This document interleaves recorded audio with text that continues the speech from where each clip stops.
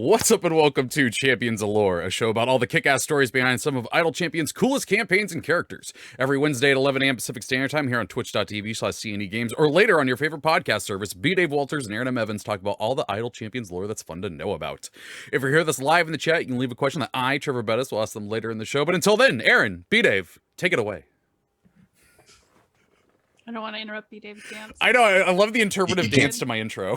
The groove is in the heart. You cannot interrupt. Oh, hi, I'm Erin M. Evans. I am a content designer for Idle Champions. I am also the author of the Brimstone Angels Saga, a 6-book series set in the Forgotten Realms featuring 3 of your favorite Idle Champions, Frida, Valinar, and Mehen.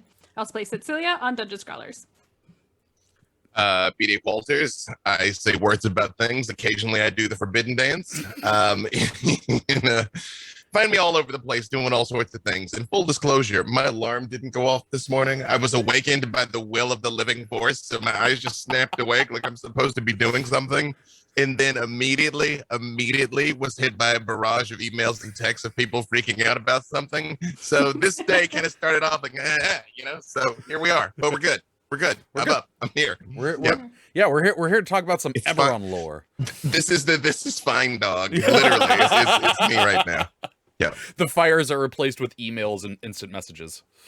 Honestly, yes. But the sun is shining. Erin's beautiful. Trevor's got a pineapple shirt. Let's do what we do. And you didn't wake up to a catastrophic destruction of your kingdom in the middle of a multi-nation war. Yes. Relevance. Yeah. That's Eberron. We've talked. Yeah. Let me tell you something. I got some unresolved business with Sharn myself. Like I wouldn't mind to see Sharn pulled out of the sky. But yes, we've talked about a little bit about Eberron in the past. Yes, this is setting created by Keith Baker originally. It was a product of a contest, a very long contest to be able to create a new D&D setting, which Keith won. He's a friend. He's a great guy. All things being equal, Eberron, I don't know. I'm going to let you guys say your parts too, but it is low magic, but wide magic. Yeah. Kind of frontierish, rustic-ish.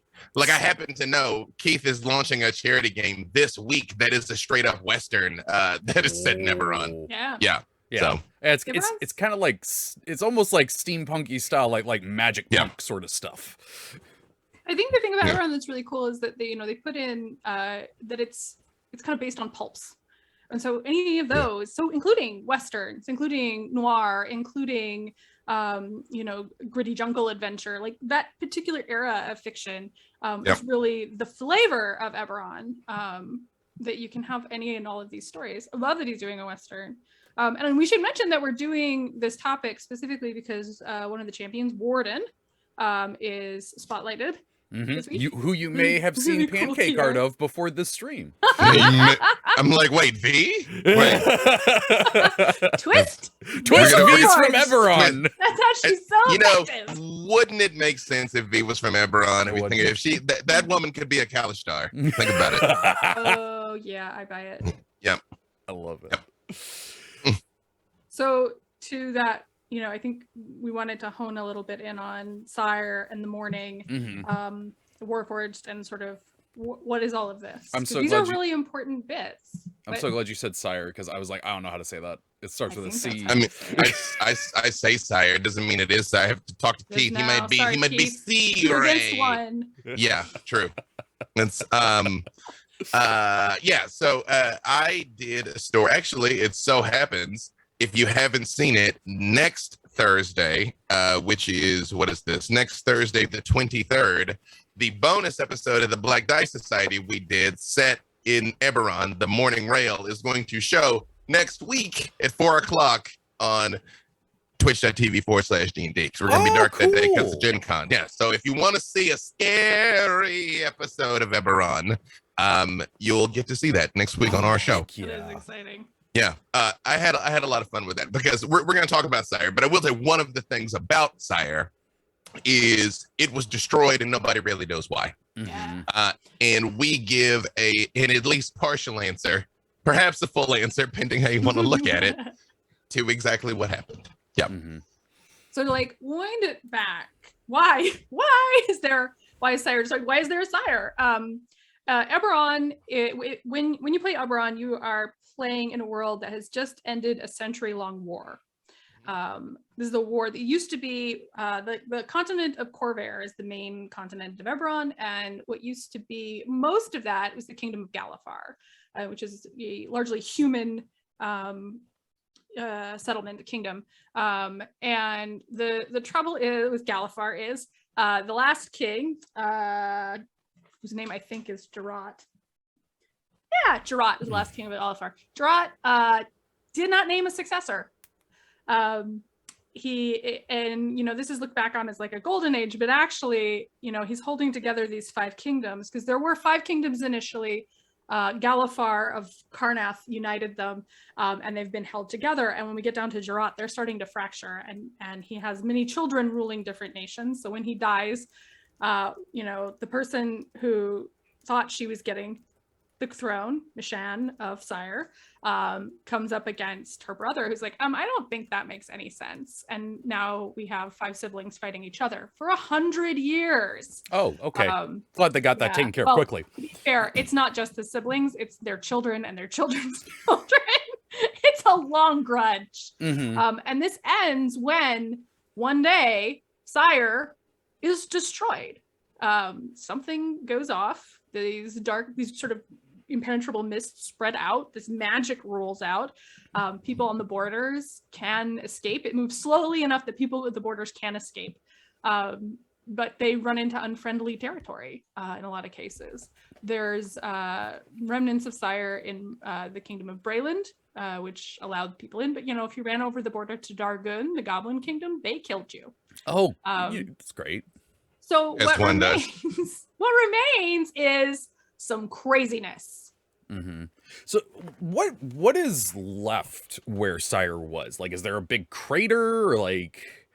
It's the Mourning Land now. Mourning Land, yeah. It's you remember that Stephen King movie, The Mist? Yeah. Where like mist rolls. I guess technically this seems more Ravenlofty, but where there's this mist rolls in and there's just nothing but like awfulness there. That's kind of what it's like in the Mourning Land. It is. There's monsters. There is misshapen things. Generally, nothing positive is in the Mourning Land. Weird geography. The capital of Cyre is a city called Making. It is now a glass plateau. Oh, so Cyre wasn't just a city; it was. No, Cyre is a whole. It was kingdom. Yeah. Holy crap! Okay, yeah. I thought it was now just it's a city. Wasteland. You can find battlefields that seem like they're fresh. You can find battlefields full of ghosts who don't know things have ended.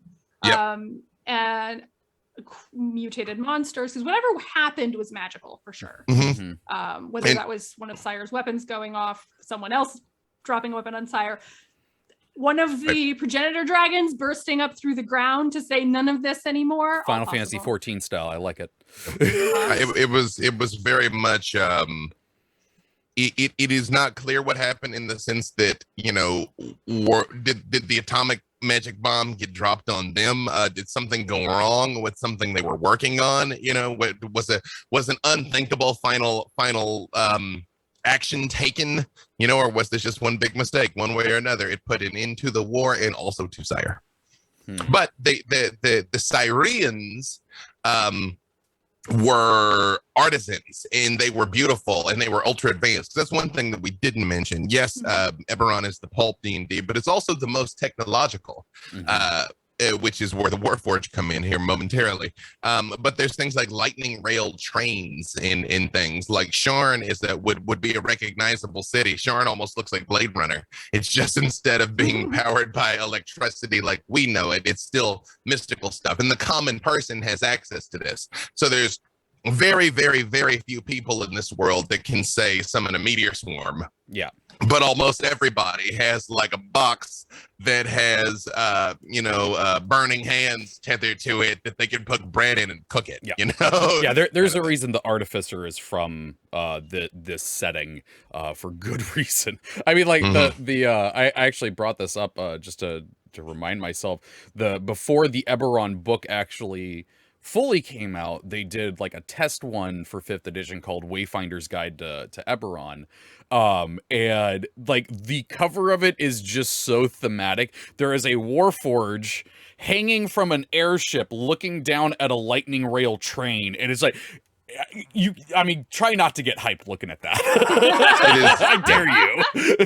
Yeah, it is really the art in it, and even the concept is really great. Keith made something really great, and that's why there was such a huge rally of the people to have it adapted to 5th edition. So the fact that it is in 5th edition is great. There are pretty much all the races that you know from the standard, from Faerun are there, plus some extra ones, and things like there's a Goblin Kingdom, for instance. Because you say that to someone like me, and you're like, we'll go in there and like we'll have them cleaned up in a week and a half, and I'm like, no, if goblins decide they want to live, you're gonna have a lot of trouble with that. Yeah. And of course, they're the Calistar, like we mentioned. V might be one, which are people who have they're lightly possessed by an angelic type being, but consensually so. Yeah. Consensually. They're sort of like if you mixed a celestial with an eldritch horror. Yeah. Because they don't look like people. I mean, you get me from that, man. You don't get V, you get me from that. Like that's just celestial. Celestial with Lovecraftian madness. It's like a really nice multi-dimensional jellyfish. Yeah. And they're psychic. You have other races are shifters, which are people that have a lycanthrope somewhere in their family line. So you're like a diet werewolf, basically. You're like a werewolf. That's like a tiefling is to a devil. You are to a werewolf. I thought you were gonna say Teen Wolf for a second there, where you're like splotchy, awkward fur. You're like, roar, roar. You're like all the werewolves are like Morty. Yeah. And so you have some kinship with another a specific type of animal, and you have some features of that creature. There are the shape-shifting changelings. So if you tiefling doppelgangers. They are like tiefling doppelgangers. I do like diet doppelgangers. Diet doppelgangers. They're the Sierra Mist of doppelgangers. Diet devils. I love it. But tieflings are like the Diet Dr. Pepper of fiends, though, because like they're still objectively valid. They're just nowhere near as strong. So if you ever watched some of the earliest games I ran and stories I told, I always made changelings they were like Odo from Star Trek. They were like fully gelatinous puddle people, because a game I really love, Battlelords of the 23rd Century, they're like that. So in my brain, I just conflated the two. Like when you're a shapeshifter, you just can sleep in a bucket. They're not like that. They're not like that. They got like bones and ribs and spines and stuff. And can just change. It's like they have alter self built in, basically. Yeah, it's true. Real quick, Dave, people are saying in the chat that your audio is a little crackly. Not sure if there's anything that you can do on your end about that. Just want to get you a heads up. I'm gonna break it if I try. That tech issues. Apologies, people. But so like you all were saying that there were there are the normal D&D races in there as well. And I think last time we actually talked about how they kind of vary, like you're saying the Goblin Kingdom, like goblins have their own entire kingdom out of it. Is there anything else that makes some of the races different in Eberron? The elves in Eberron are great. Oh yeah? The two of the big groups of elves are the Elves of Erinol. Erinol is an island that is off the coast of Corvair, and the elves are undead, basically. They're ruled by liches, and they're not bad liches. They have the Undying Court, but this is the elves live forever because unlife is a different kind of life. That's cool. They're real cool. And then there are the Valinar Elves, who are kind of like barbarian elves. This is where you get your kind of Conan pulp and your Western, if you want to play it on the frontier there. They also kind of practice an ancestor worship. but they, they ride horses and they have big swords, and dying in battle is glorious, kind of thing. Which is a really fun, different take on elves in both cases, I think. Yep. And refresh. Go ahead. Oh no, I'm still stuck on the elves ruled by liches. It's kind of like the Githyanki and stuff. Like that's super cool. I prepped mostly for the here's some. No, that's a halfling. Sorry. How's Jurassico in there? Oh yeah, we didn't talk about the Dragonborn. Oh yeah, because they're different too. No, Dragon Marked. Tattoos. Well, I think we actually talked about the Dragon Marked last time when we went over Eberron. We did. Yeah. So it might also be good to dig in on Warforged. That's where I was going to go next. We started with Warden. Warforged. Well, let me just say in passing, on the off chance we're visited by friends who have not partaken in every voluminous episode of our show, which you should go back and listen, because quite frankly, we're a delight. We are. There are people that are born with these markings. They're tattoos / birthmarks that have magical powers, where like literal it's quite complicated to explain, but vestiges of draconic magic bubble up in people, and when you're born with that mark, you can join these clubs for people with that mark that are dragon marked houses, and then they usually are very influential in a certain aspect of life, like trade or warfare or something like that. Yeah, usually your dragon marks give you the magic that lets you do a lot of that magical tech. So like House Orion, which is one of the elven houses, like, so there are elves that are not, totally off doing their own thing, is like transport. They do the airships, they run the lightning rail. I think that's right. And House Kandaric is one of the dwarf houses, and they basically, I'm not remembering which one's which. Again, I was all prepped for morning. But yeah, so the Dragon Mark usually runs in a family line and relates to that house's business within Corvair and Greater Eberron. And actually, one of the things that they mention is like part of like last war politics is when Galifar was formed, part of that was pushing down the houses and taking back some of the power that they were grabbing politically. So during the war, that leaves space for the Dragonmark houses to kind of rise up and form their own sort of little systems and grab their own power. So now we're existing with these 5 kingdoms, and you have these mercantile houses with all this magic that are running really vital aspects. There's a lot of Eberron where it's like, okay, so last war doesn't necessarily mean ultimate war, it means previous war. Most recent. Yeah. I love that. But yeah, let's talk a bit about Warforges, since we got Warden in there, and then we can touch a little bit more on the Mourning. So what, explain to me what, like, I know like Warforge is like fantasy robot, but like what how do they get made and stuff like that? So go ahead. No, I was gonna say, yeah, during the war, there was different models of Warforged that were built for different things. So there's like bigger, stronger ones, and there's like smaller, stealthier ones. They are sentient constructs now. They have free will.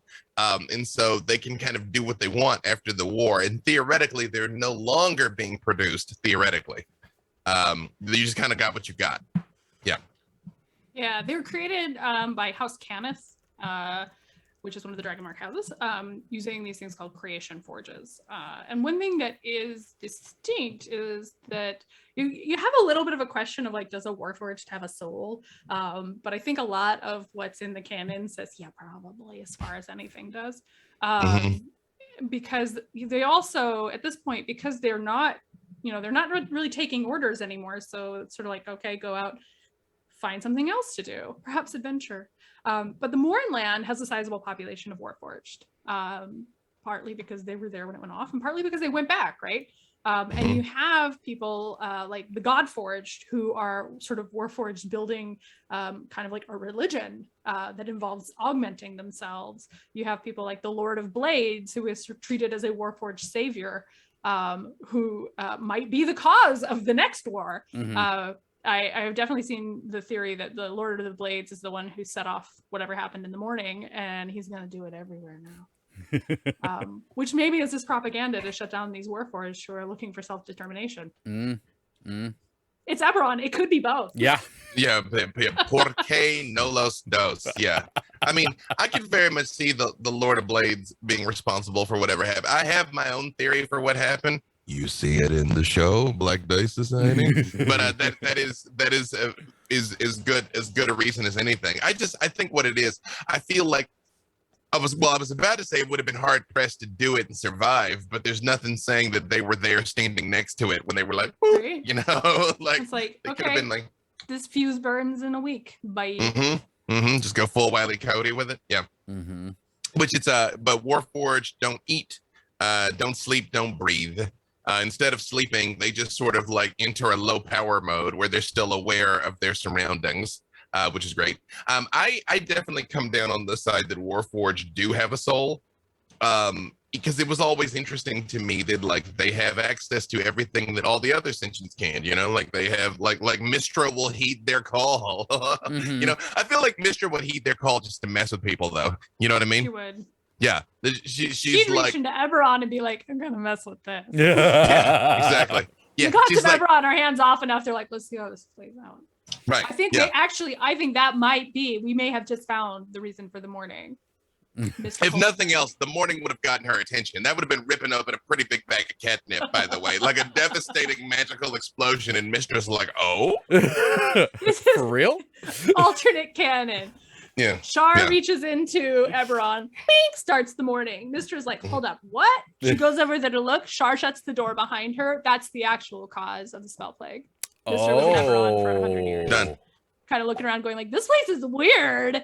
Look what you guys did with magic. That's so cute. You made a train. You made a train. I realize we say what we say on the internet then becomes canon. That didn't become canon, but it's not canon. Think about it. Alternate. It could It be lines canon in your home game. The dates line up. That's all I'm saying. You can The always dates have line up. Mistra wake up and go, wow, that was a weird train. Exactly. Also, apparently I'm dead again. Yeah, that's that. Yeah. So one of the games that I play way too often is Destiny 2, and in it there is a one of the type of people you can choose to play as. It's called an exo, which is like a robot person, and they have personality and everything like that. And I remember a lot of people at the beginning of that game were like, I don't get exos, and having run games with Warforges, I'm just like, there's Warforges, which they went, I don't know what that is. So we want to see a good example of future Warforges. Check out Destiny. So what's going on with the morning? Because like that's because we got the Mourning Lands. That's the event. The morning is the event. Okay. When whatever happens, Lord of Blades explosion, Ravenloft ripping through, Char flicking over the wrong domino. Whatever happens, that is called the morning. And so the anniversary of that is the day of mourning. And what remains is the Mourlands. And I believe Keith Baker has said that, has he said that he knows what happened there? Because it's always been a complete mystery. Like, he's like, it's not going to get answered. Yeah, I don't know, actually. Knowing Keith, I feel like I could believe. I kind of would guess that he's like, no, of course there's not a hard answer. It's whatever you want it to be. And it is designed well for that. Like, it doesn't, it's almost like it's something that every group of people will come to a conclusion about, or could come to a conclusion about, the best benefits them, which is really suitable in the sense that, you know, the war has ended, but its effects are still being felt, and you still have tensions and hostilities that threaten a new war to break out. And so having these theories where it's like, oh, Karnath obviously did it. Oh, the Warforged are behind it. Extraplanar God reached in, whatever. That having those possibilities all kind of stay on the same balance is really beneficial to what do you want it to be. And there are games where answering that might be the point, or the what makes it fun. And then also you don't have to, like, it doesn't fall apart if the answer doesn't exist. I also, knowing Keith, I know he knows in his head what happened. It just won't say. Yeah. Because it's a big enough thing. You need to know. Even if you need to know, because here's the problem. If you don't know, you will do a lot of internally contradictory things, and you can go quite a ways with like no one knows, but past a certain point, it'll too many things will butt heads. I don't think he'll ever say though. I don't think he'll ever say. Like, I'm gonna message Keith and be like, "Do you know what caused the mourning?" I'm totally not live on a stream right now where I'll tell everyone. Like, here's the problem. I would have to look him in the eye because I wouldn't believe him if he's like no, and I'm like, yeah, you do. I mean, because he everything's too intricate. Okay, here you go, dear viewer. Keith's running a game on like Friday, right? I don't remember where. Follow him on Twitch and you can see he's Hellcow Keith. Watch. I haven't seen it. I'm going in blind. Watch his introductory setup where he's going to talk for about 10 to 15 minutes at the beginning before anything happens, and ask yourself if that's a man who doesn't know what happened in the Mourning Lands. We'll have to see. She really is texting him. That's what's funny. I was Keith's editor on his novels for years, and I've gone to several writing retreats with him over time. He's a wonderful person. He's a wonderful person. I do like the answer to this now. I do like that we pretty much switched to an episode of writing about dragons and shit, where we're now arguing about structure versus pantsing. I do want to argue. I want to argue this point because honestly, like my current book, I have a similar thing, and I'm like, I'll figure out if it needs an answer. I don't know that it does, and I think it may be better not having an answer and leaving that open. But to be fair, I haven't finished it. I finished the series. So. There's definitely other times in other tabletop RPGs that have done this sort of thing. Rival ones that I won't bring up here. And the Mourning one, I feel like works better than some of the others because you don't necessarily have to focus on it. Like it can apply to some characters' backstories and whatnot. And if you choose to, you could, go out seeking an answer for it. But it's not like a big overall mystery that affected everyone. It's not the crux. Yeah. Right? No. Fallout is the crux. Yeah. Yes. 1,000%. Like it is not valid. It is not pivotal to it. It's just I feel like the same way Bob Salvatore knows in his head how these words are said, and then he'll look you in the eye and be like, say it however you want, because that's just being altruistic. It's your interpretation. It's open to the world. I'm just saying he super knows what happened in his head. but whatever. Erin is 1,000% right that what matters is at your table why it happened, or if you truly don't know, or if it's going to be internally contradictory, because it is absolutely true.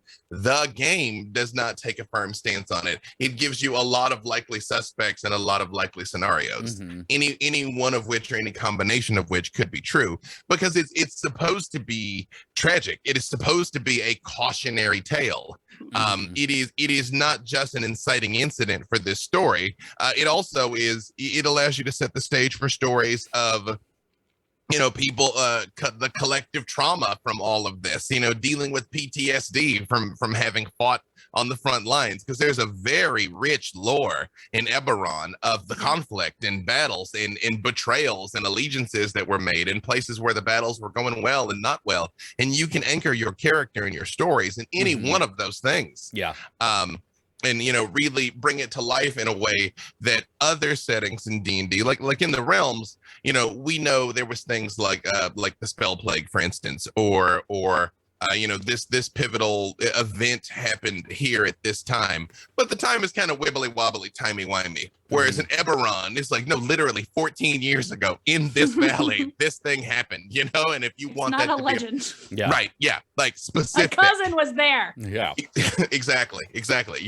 My creator was there. Now I'm a Warforged. Yeah. Which I think that is one of the strengths of Eberron as a setting, is its specificity, even though there's a central mystery at the core of it, but the rest of it, I think it's really great because of that. No, it's great because both of you were liking Eberron to this noir setting, and it literally has a mystery baked into it. I mean, it's a little bit farther reaching than a noir novel might do. New York disappeared. Detective, what do we do?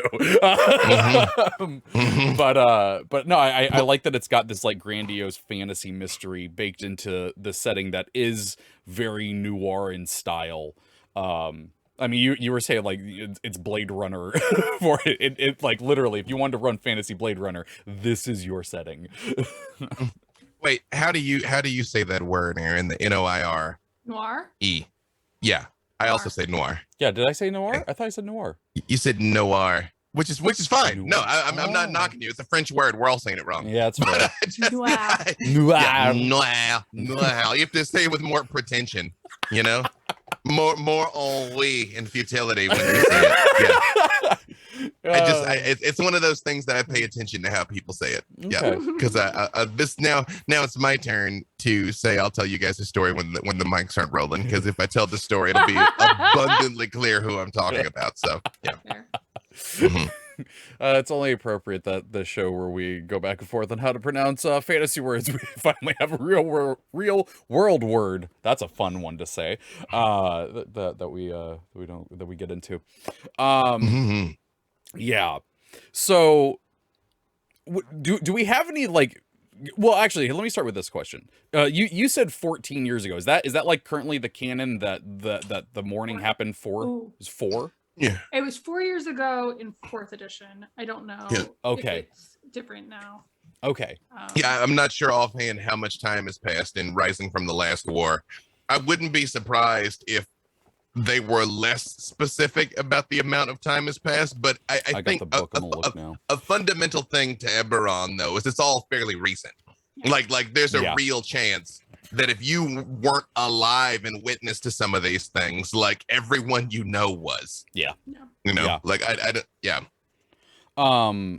Do we know much about the country before it? Like, is there Cyre? Yeah, is there like quite a bit of lore about that place before it? Woof. There's Yeah. definitely some.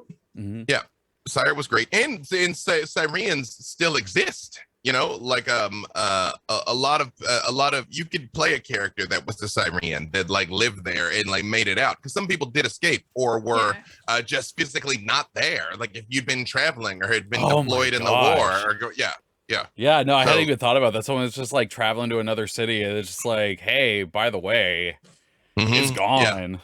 Yeah, your Did you hear homeland's that an boom apocalyptic yesterday? hellscape. Yeah, right. Sorry. It's like, did you hear that boom and then have really bad dreams? Yeah, that's yeah. Yeah. Home is no more. Yeah, it was the purple jewel in Galafar's crown. It was beautiful Cyre, wondrous Cyre. It was about over 1 million square miles, which if you think of it is a really huge place. And the humans, half elves, halflings, changelings, and shifters were the primary races, and they worship the sovereign host, that's something we haven't really talked about. That's true. It's Eberron's local pantheon of gods. Yeah, right now I'm trying to figure out the thing. Essentially, all I can find right now is that Cyre disappeared in 994 YK, but I can't quite find what they say is the current year for it. I think it's 998. Oh, for Okay. the 5th edition, you mean? Oh. Yeah, I'm looking through the 5th edition book. I am also scanning through some things, and But I don't think you were they talking- take a stance. Yeah. But you were talking about the pantheon that they have. Yes, the sovereign host. The Sovereign Host and the Dark Six are the sort of the Dark major Six. gods. They sound like Spider-Man villains. They do. Yeah. Oh, praise be mighty Doc Ock. I mean, They're all things, hail unto the anti-tentacles. So the Sovereign Host, you have they're the good aligned gods. Mhm. They're generally good. There's some unaligned, neutral kind of things. You have ROI, who is agriculture, fertility, wilderness as natural resources. You have Orion, who's knowledge, law, arcana, magic. Valinor, who's beasts and the hunt and the cycle of life. Boldre, community and home and hearth. Dol Ara, who is light in both physical and metaphysical sense. Honor, selflessness, military strategy, war. It's the paladin god.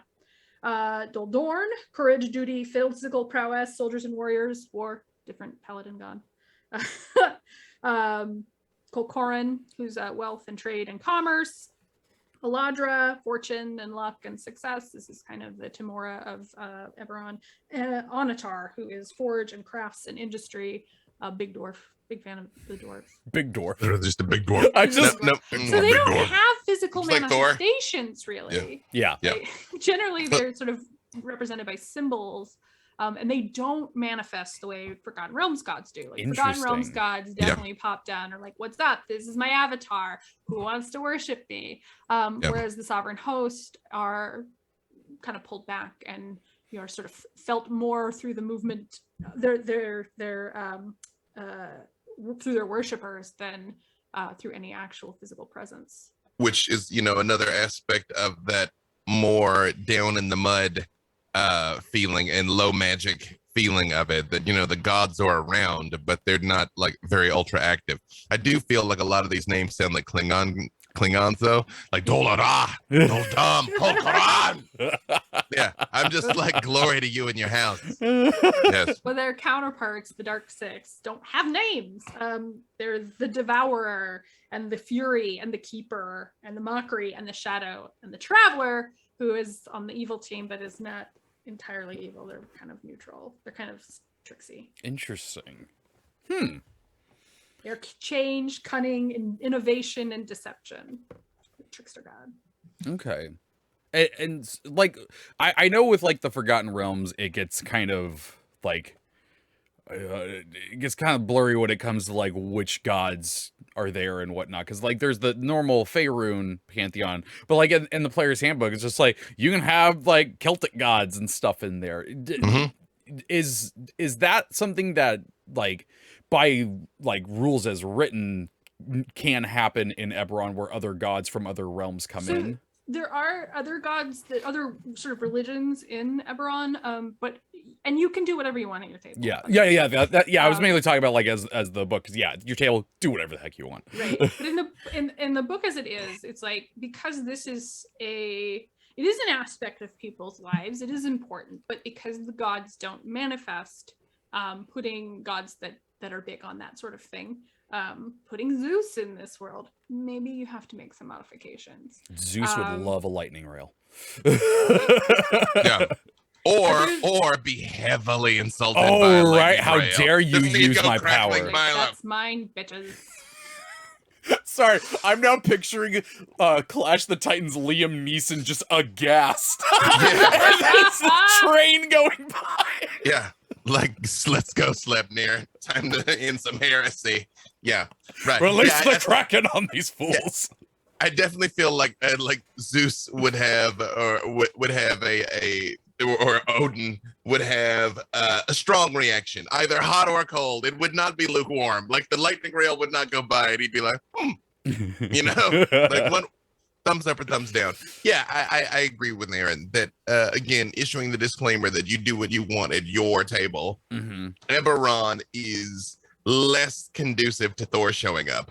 Although you could tell quite a story, I suppose, if you're like, we got a bunch of Terminators and machine guns, but very few disintegrates, and Thor's here. So. It's almost like, I mean, it makes me think a little bit about the Dragonborn Forgotten Realms, because the thought there was, if you exist in a world and there are no gods except the Titans that you have stories of that were defeated, then when you come to this world and it's full of gods and the gods are like, what's up? Do you want to be my new worshippers? That you basically look at that and go, big monster. Right? And so if you live in a world where gods are distant and are felt, and the actions that they take are through sort of natural phenomena and through what their worshippers can do, that if some entity shows up and says, hello, I am Thor, I control the lightning, I'm here for your worship, you go, that guy's a fake big monster.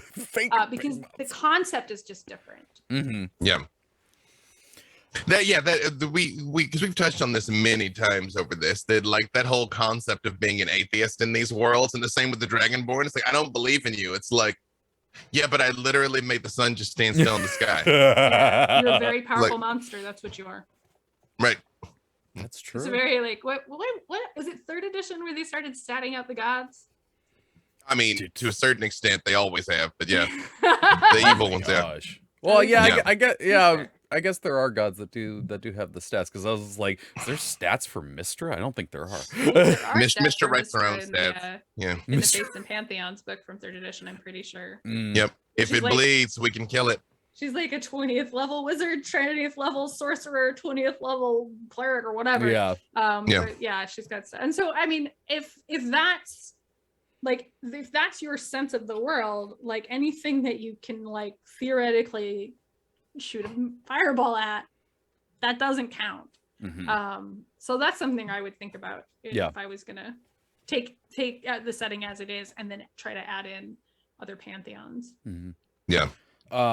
I'm gonna pass over to chat here in a Okay. moment, but I did find an answer to the year thing. There is actually a section in the Eberron book about calendar, and the last sentence says, "By default, a new Eberron campaign begins on the first day of 998 YK." There we go. That Yep, right after. I Yep. actually really like that they're like just by default, like this is where you should start your campaign. I like that a lot. So yeah, 4 Yeah. years have passed. Yeah, I mean, again, there's a world where you could set it 100 years in the future, and you're like, let's explore what's really happened from there. But yeah, Go as full a cyberpunk. concept, Time Yeah, travel the- back, be in the middle of the last war. You can do that. Yep. Mm. I mean, But Yep. if all the lures are optimized for it, this recently happened. Mm-hmm. That's kind of I'm actually going to start off our questions with a question from one of our mods, mods, Martin. I was trying to. You are the Mard. You're having a stroke. Like Oh, we're man. losing Treavor in Huge real uptime. time. I haven't had enough caffeine today, folks. I'm gonna be honest with you. But Martin says, "What are y'all thoughts on Artificer Warforged upgrading and modifying themselves?" yes. That's you want Cybermen? That's how you get Cybermen. Upgrade in progress. That is true. That would fit very nicely among the Godforged, if I'm remembering right. The Mhm. Godforged. See, normally when we do this, I've got like the FR wiki open, so if a thought occurs to me, I can just go click, click, click, click. But this time I'm like, I'll just get out my books because I have them handy. And Are now we it's hard not to all find Godforged? it. Think I mean, about it. yeah, it would be kind of cool to have a Warforged artificer that Sorry. like launches devices out to cast spells and stuff. Here we Mhm. go. You'd have to Here's- name it Stark. Here's the Godforged bit. On the day of mourning, a cadre of Warforged deserted its post at Fort Zombie, that's a place, in Karnath, and entered the Mourning Lands. These Warforged took the name Godforged, claiming they each had a soul bestowed by a discorporate construct god. Believing that a soul inhabits a body capable of consciousness only when the body is ready, the Godforged have taken it upon themselves to build a body for their god so it can walk among them. The Warforged believers also hold that a soul becomes more powerful as the body increases in power and size. Therefore, Godforged augment their bodies with attached and embedded components. Warforged that die are believed to join the becoming god, waiting for reincarnation in a new body, or to join the god in its physical form. Like, you know how I Yeah. totally know of players that have been like, I'm a cleric. My goal in this campaign is I want to become a god. Like, that's my end goal. Like, but like a Warforged can be like, no, but really, I can do that. I mean, also, I feel like it's not the clerics that want to be gods; it's the wizards that want to be gods. That's true. But you know, I back to this like god crossover thing. Like, I can imagine though, like Umberly or Tiamat showing up and having nobody care and be like, "I'm sorry, what?" Yeah. You know, maybe that's the cause of the mourning. That like Maybe. somebody got lippy with Tiamat. She's like, "Well, what if all of this wasn't anymore?" Boom. Man, I'm leaving. What happens Yep. if Tiamat shows it? Because there is Eberron is 3 dragons, right? You have Mhm. Sybaris, the dragon above, Eberron, the dragon between, and then Kyber, the dragon below. Mhm. Tiamat rolls up, and you have these 3 progenitor dragons that are dormant. Do they wake up? Are they like, okay, cousin, back off? Or does she like take them over? Are they like, oh, thank God you're here? I'm really curious now. Yeah, no, that'd be interesting. It's not like just full on dragon war all the time. Ryan Hayden has he's actually got a couple questions, but I'm going to do this one first. What I wondered for a while for player character creation reasons, could an artificer armorer disguise themselves and pretend to be a Warforged successfully long term? I mean, until the first time you fell asleep or had to eat something. Yeah, right. There's a Warforged sitting there. They're like, oh yeah, a Warforged. Also, he's like, yeah. Your motor needs oil. Hey, Warforged, just go down into the water that's like 100 feet deep and grab that thing first. That's really heavy. Yeah. You're like Mr. Data's upgrades are really kicking in. Yeah. You imagine that you're like, I'm eating. You're like, what are you doing? You're like, it's fun. Have you tried it? It's very entertaining. It's also entertaining to walk alone in the woods. Bye. Yeah, it's nothing going on there. 35 to 45 minutes. Barefoot Monkey, this has to do with the Warforged one. Says, do humans have souls? And I'm assuming that they do have souls in Eberron. Yeah. Probably, maybe. There are ghosts, so something persists. It's fair. I mean, this is like totally iRobot, where like Will Smith is arguing with the robot, and he's like, "Can you create a symphony? Can you?" Like, oh no. No, but I've got a really cool pair of 2007 Converse under my bed. It's true. So I don't know why that's the scene that sticks on my head from that movie. TTRPG GIF has a question for B-Dave. Does that Eberron episode of Black Dice Society explain where and why they got the goggles?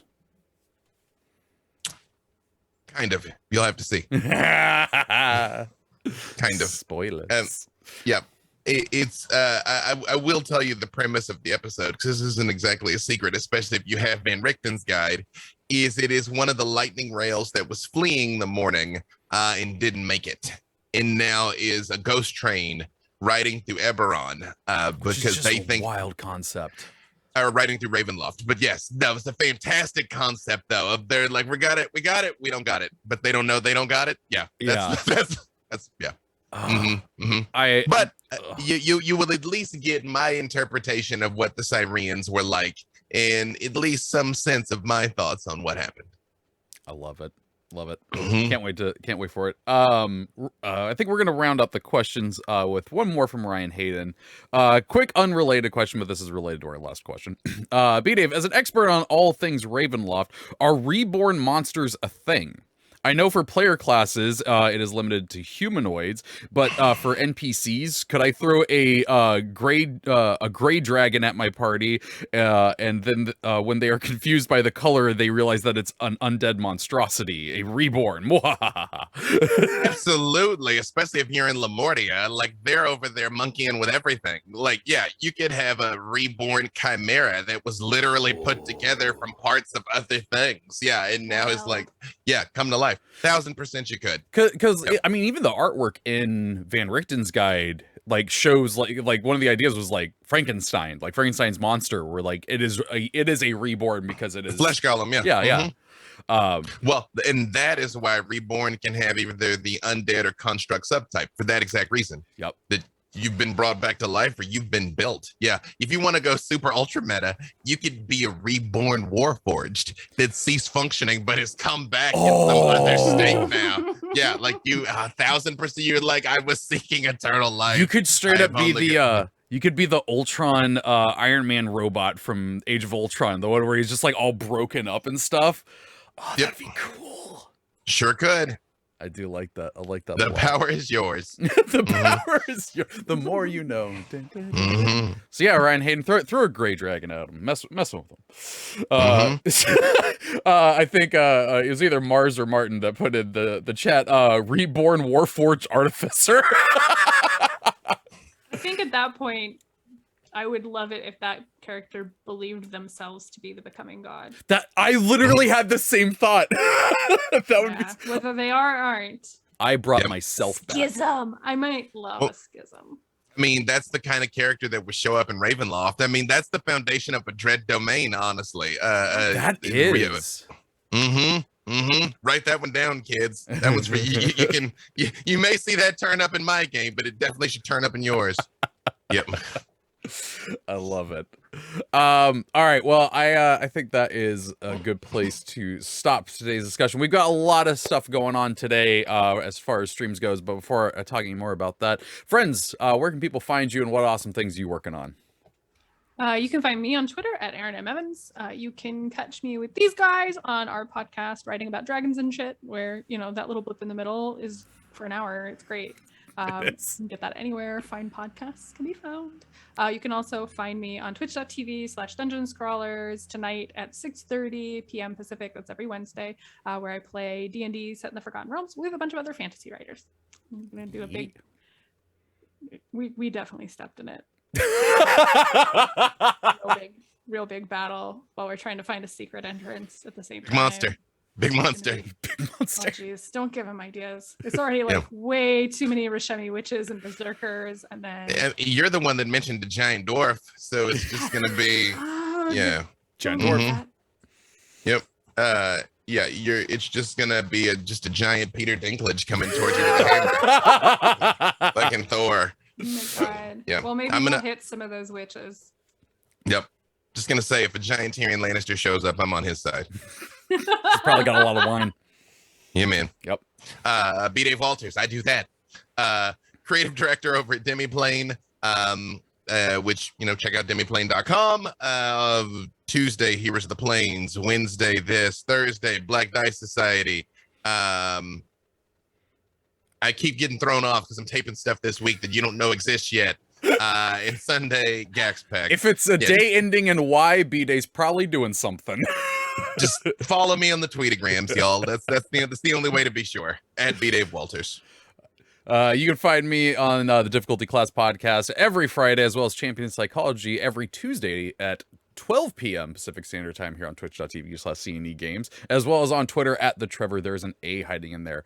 Thank you to Martin and Mars for moderating in the chat today and doing a fantastic job. And thank you to Codename Entertainment for letting us have some fun and talk about some D&D. If you missed any part of this show, you can catch it later as a podcast, probably a little bit later than 2 p.m., but it will be out today, I promise. And you can find those on any of your favorite podcast services. And like I said, today is jam-packed with streaming. You could literally just leave this page up and have entertainment for most of today. Immediately following this at noon is going to be Community D&D with Lauren Urban, and she's going to be running a D&D game for chat. Ooh. Yeah, that's exciting. Yeah, I'm very excited to see how this goes and what just terrible things we're gonna get up to. So definitely stick around for that. After that, we've got Mars's Guiding Hand, and then after that, we got the sketching hours. So be sure to stick around and enjoy these streams and these giveaways and have some fun. But that is going to do it for this week's episode. So until next week, Champions out.